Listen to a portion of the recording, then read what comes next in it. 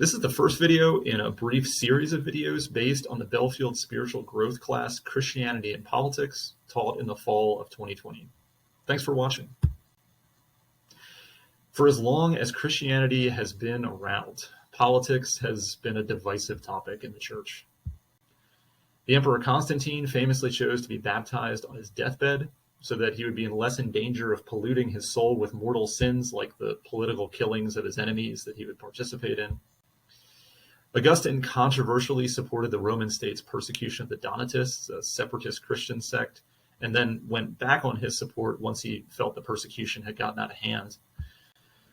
John Calvin's involvement in the conviction and execution of the heretic Michael Servetus in Geneva is certainly one of the more difficult and complicated parts of his legacy. And so, in some sense, the controversies that exist today when it comes to how Christians should engage in politics are nothing new. And we should take a degree of comfort in that. Right? The Lord is still on his throne, and the church has gone through worse than what we are dealing with today.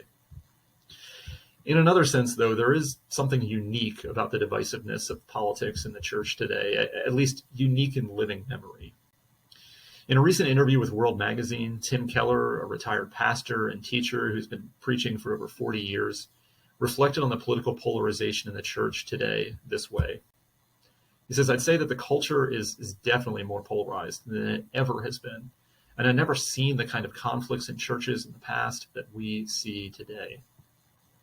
So what's happened in the church that is causing such a strain?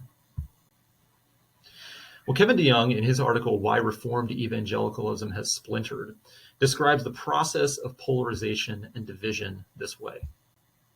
He says, "My memory may be too rosy, but in my estimation, having been in the room for most of this history, the early 2000s up until 2014 saw a remarkable coming together of a variety of Reformed and Reformed-ish networks, ministries, and church leaders.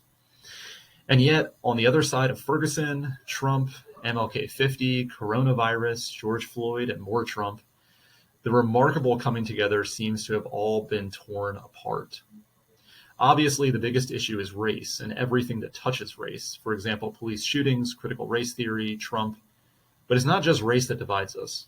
It's more broadly our different instincts and sensibilities, our divergent fears and suspicions, our various intellectual and cultural inclinations. And yes, there are important theological disagreements too, and these demand the best attention of our heads and hearts. But in many instances, people who can affirm the same doctrinal commitments on paper are miles apart in their posture and practice." And DeYoung goes on to argue that there are four camps that have emerged in Reformed evangelicalism out of these splits that have coalesced around issues of race, gender, and politics.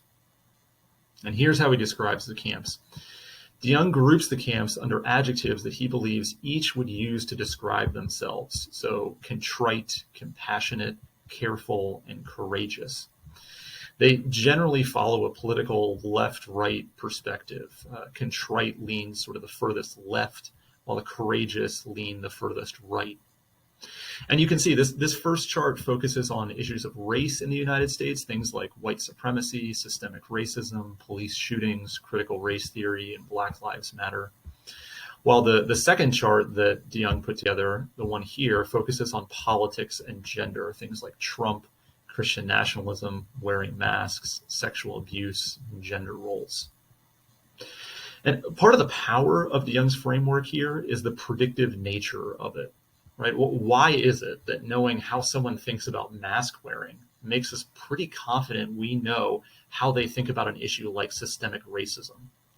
It really shouldn't. Those two are not obviously related, but I think you'll agree from experience that somehow they are, that there is a predictive nature to those two things. And this can be really helpful for us in illuminating our own hearts, where we tend to believe that the views we arrive at, we reach because we've sort of carefully examined the evidence and thought about them independently and arrived at a conclusion, when in fact, we are far more influenced by friends, media, personal history, and the culture around us than we would care to admit. The other reason DeYoung's framework is powerful is it helps us name the dynamics that are at work inside of nearly every church today. And though simply naming these camps doesn't solve the problem of their existence, it does let us look at the problem with a little more light and a little less heat. It's like the technique that a marriage therapist uses of positioning a problem apart from either spouse's identity so the couple can look at it together and try to understand the ways in which both contribute to it and they can work together towards a shared solution. If we understand one another on each other's terms, we might be able to, under the authority of Scripture, begin to come to some sort of consensus. And so, what camp do you tend to align with and why?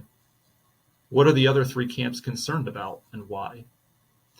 Answering these questions is a good starting point in healing the polarization that has resulted in our time. Thanks for listening. Be on the lookout for more videos soon.